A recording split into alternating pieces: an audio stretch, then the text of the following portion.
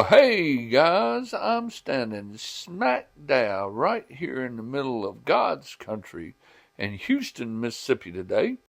I thought we might do one more little Bobbie Gentry video before we take a break for Christmas.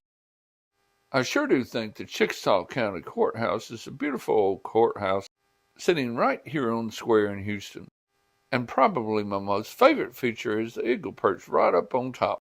And what does this old building and that bird up on top have to do with Bobbie Gentry? Why, she would have laid her eyes on them while she and her papa came to town when she was just a little girl. Bobbie Gentry was born and raised on her grandparents' farm, as she says, about 16 miles outside of Houston. The family most assuredly worked very hard all week, and so on the weekend, when her grandfather would come to town, his young granddaughter wanted to make sure she got to come along with him. In 1968, she released a song entitled "Papa, Won't You Let Me Go to Town with You?" In that song, there's a line that says, "There's a blue dress at Dendy's that I'd give the world to see again." Well, you're looking right in the front door of what once was Dendy's clothing store. And right here in this window most assuredly would have been the blue dress. In that very same song, she says, "I need some hand lotion and powder from the 5 and 10. And that 5 and 10 was located right here, right next door to Dendy's. We're going to step back across the street, and now maybe you can see both stores together. Dendy's clothing store, where Cricket is located, and the 5 and Dime right next door. If you enjoyed your walk down the very same sidewalk that Bobbie and her grandfather would have walked down, why don't you smash that like button? Because now we're going to make our way back out toward what I've been told what once was her grandparents' general store. Bobbie Gentry was born Roberta Streeter on July the 27th, 1942. And she most assuredly was one of the first female artists in America to compose and produce her own material. And she spent her early formative years of her life right here in this beautiful community. She would make the trip from this community back to Houston, where Dendy's clothing store was, on the weekends with her papa. Bobbie Gentry was the best new artist and had the best female pop vocal performance in 1968. And since she was one of the first females to write and produce her own material that seemed to draw from her Mississippi roots, I thought it might be kind of fun to see just exactly where those roots are located.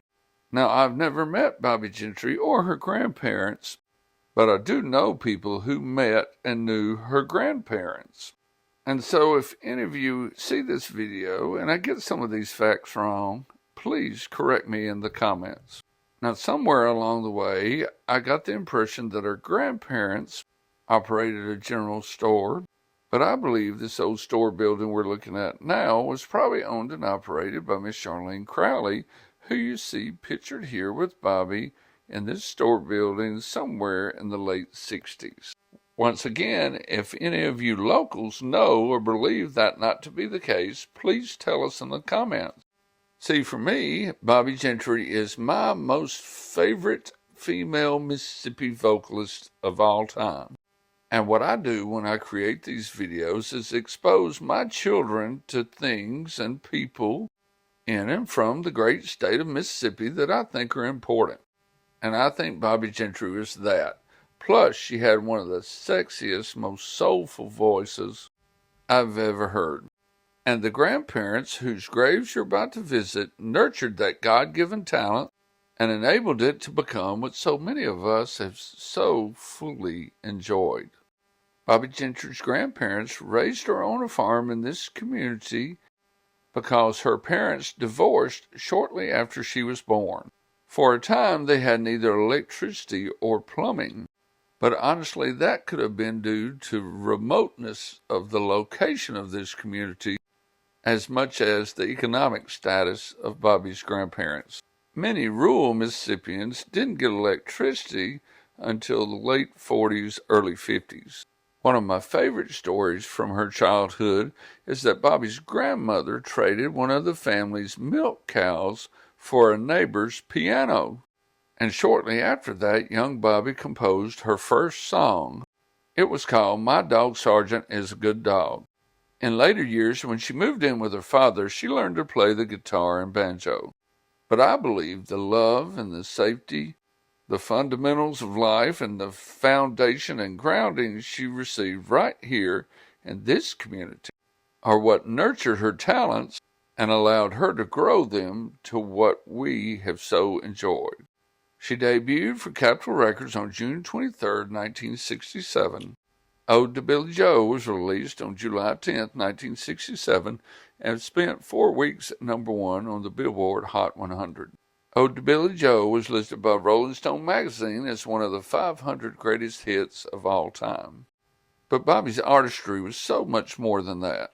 She won 3 Grammys in '67, including the Best New Artist and the Best Female Pop Vocal Performance. In 1968, Bobbie Gentry became the first female songwriter to front a TV series on the BBC network. This led to her hosting a variety show, which made her the first female singer to host their own show on BBC. It's said that after a few episodes, she was pretty much co-directing the show. The series gave her widespread recognition, and it was syndicated globally. She released the album Fancy in 1970. And yes, Reba McEntire's hit song Fancy was a cover of Bobbie Gentry's song titled by the same name. But I gotta tell you, probably my favorite Bobbie Gentry tune is Nikki Hokey. The things she did with her voice in that song, well, that talent is just simply God-given. And yes, I've said it before, but I believe that talent was nurtured and allowed to grow under the guidance of these two people.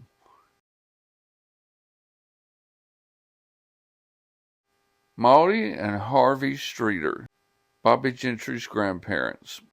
I'm sure they were very proud of their granddaughter anyway, but little could they have known how much joy and pleasure that she would have brought to the lives of so many. Well, folks, I hope you've enjoyed learning a little bit about Mississippi's own Bobbie Gentry today. I most certainly hope you'll listen to some of her music. It's still out there all over YouTube. And I hope you'll take just a second to honor these two people whose love and care for their granddaughter gave such a treasure to the world. Mississippi's own Bobbie Gentry. Thank you.